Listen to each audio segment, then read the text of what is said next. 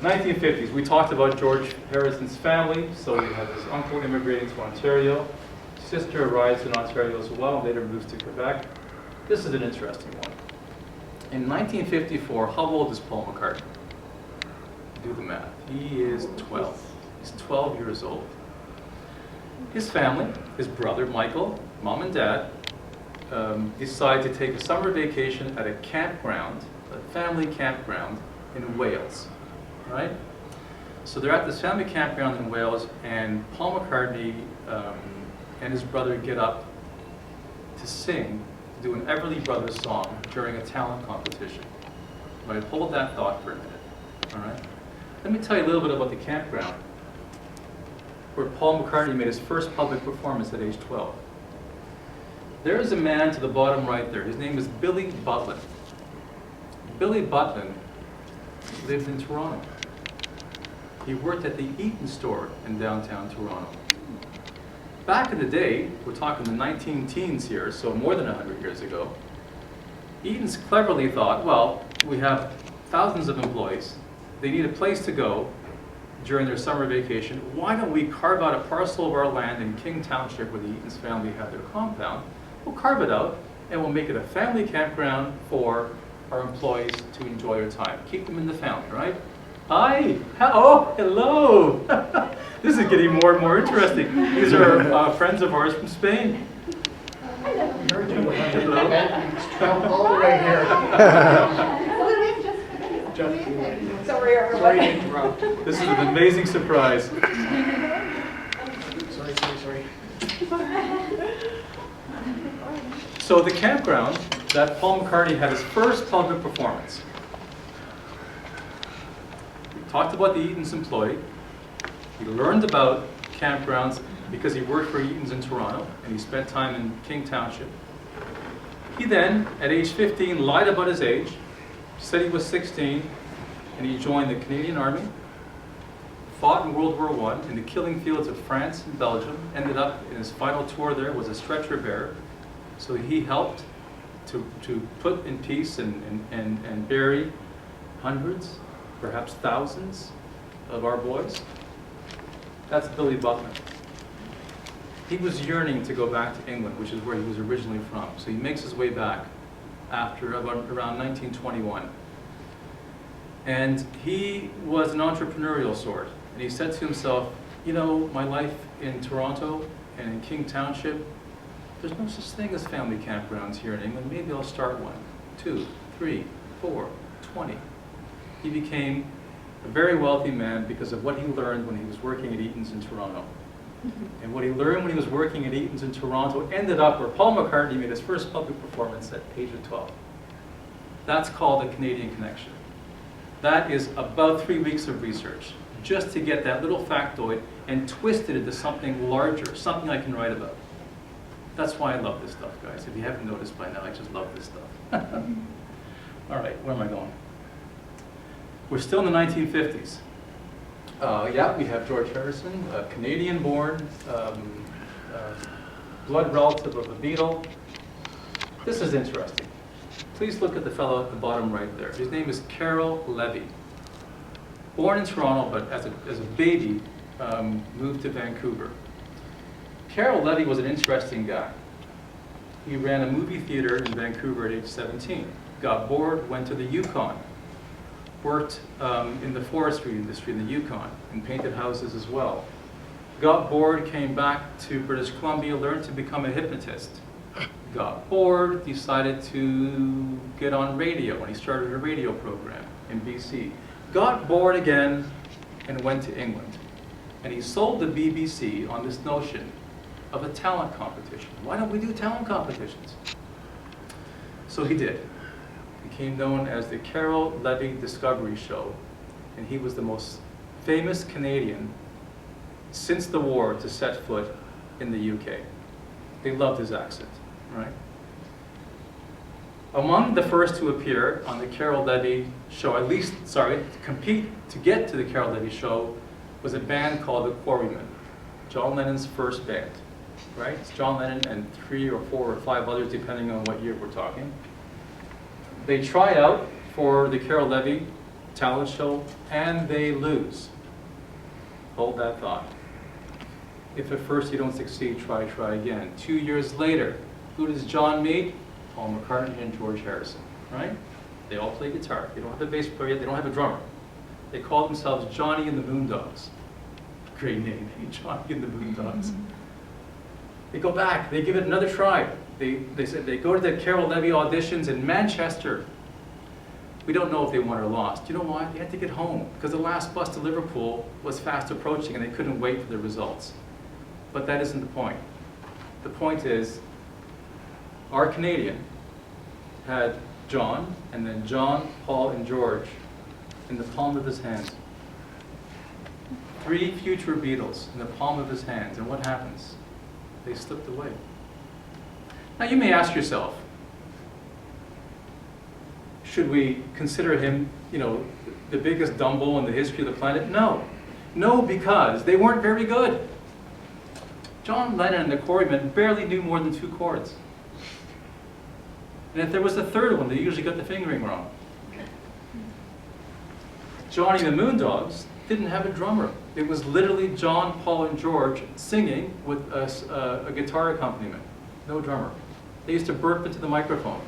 They used to swear on stage. These were not professional musicians, folks. These were very early Beatles. They weren't yet songwriters. They weren't composers. They weren't polished.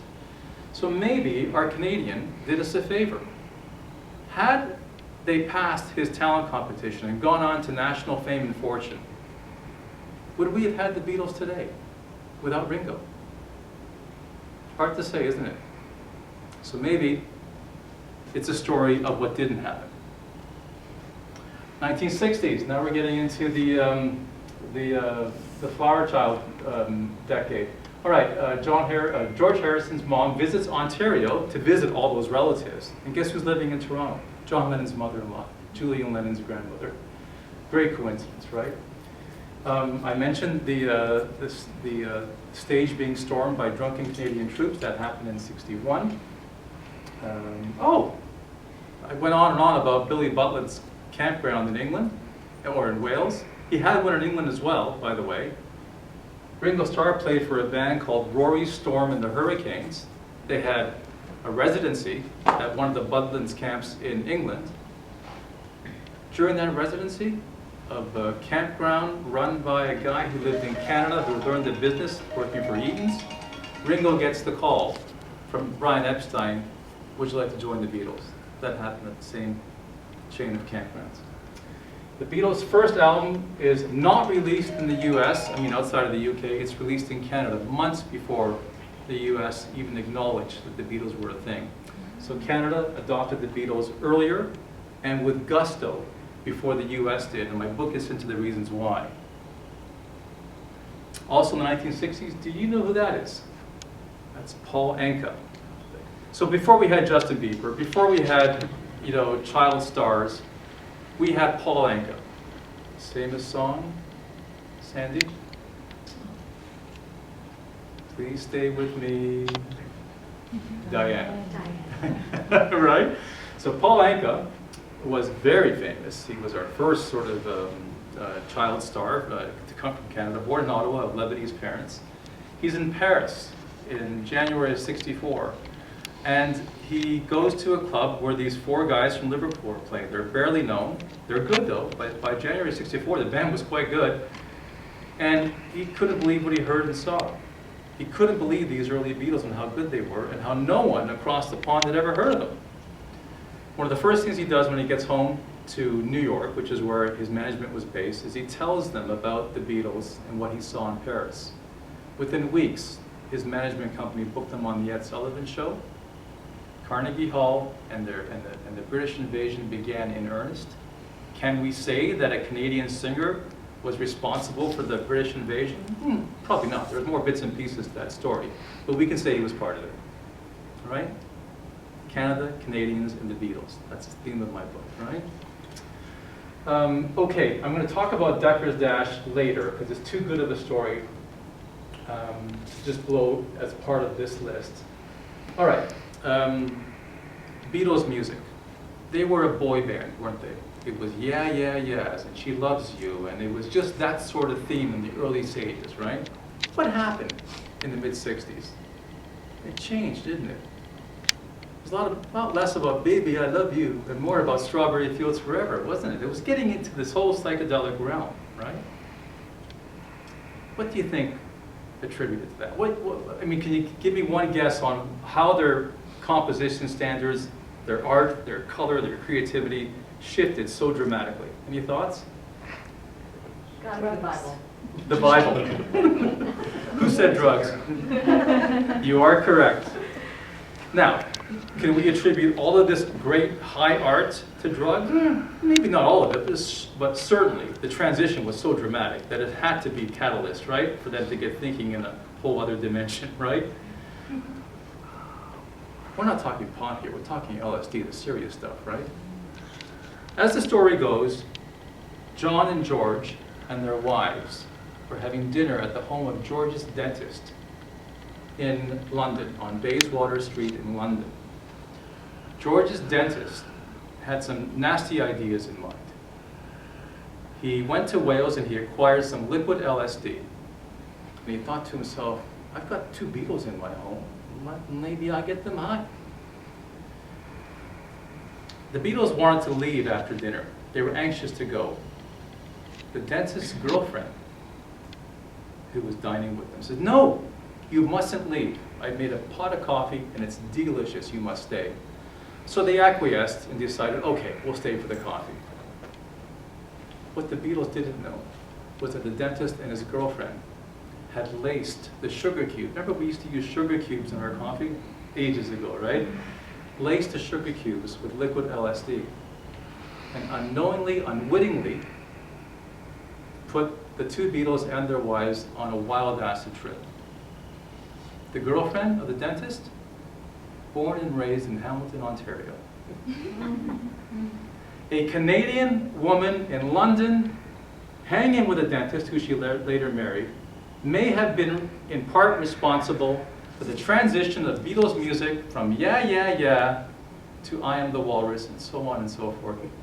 Think of that for a minute. Can you see why I wrote a book about this stuff?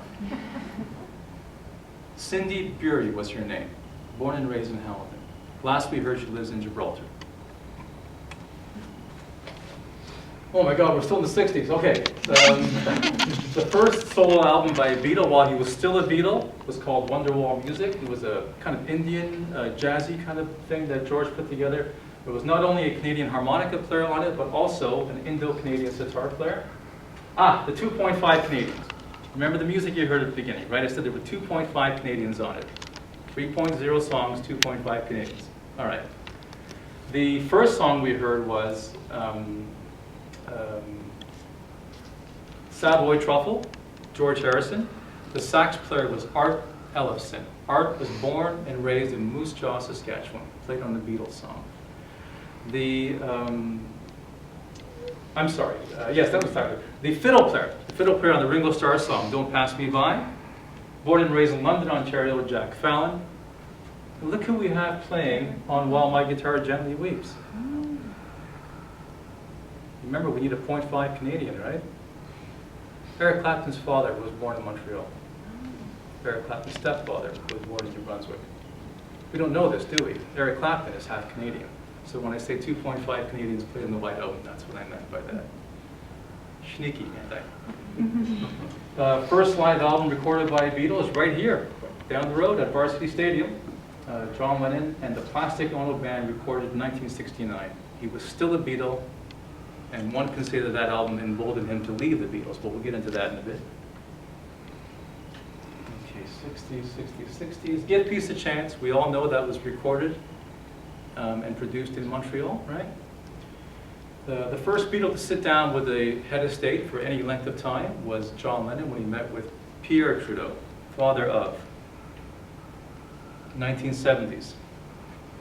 Now the Beatles are broken up, right? So the first solo album by a Beatle is George Harrison's All Things Must Pass. The first note of the first song in the first post-Beatles album played by our half-Canadian Eric Clapton. I mentioned earlier that George played in Vancouver, the first to tour in North America after the breakup. That was his first stop. And there's a song recorded in Canada on McCartney's triple live album in the 70s. Okay, Thru. Anyone remember Thru? Yeah, Brian does, yeah. Thru. They were a three-piece band that was widely mistaken to be the Beatles. The sound was really similar. The production quality was very much like the Beatles. And so there was a time in 1977 where these three guys from Toronto were making a lot of money because people were buying their records thinking that they were the Beatles. That's in the book as well. The first studio album by a Beatles child. So Julian Lennon's first album in 1984 had a Canadian on it named his name was not there. Rory Dodd is his name. It should be up there. Rory Dodd. And Ringo Starr is the first Beatle to perform songs written by Canadians in public. They were songs by the band. 1990s, the first Beatle to enter the Rock and Roll Hall of Fame was inducted by none other than Canada's Neil Young. One of the last on-camera interviews given by George Harrison before he died was done at a Montreal art museum. The reporter was Dali Saint-Chagrin. I interviewed her in the book. Yeah, there's a live DVD recorded at Casino Rama by Ringo Starr. We're now into the Beatles' separate lives. Hi there, welcome.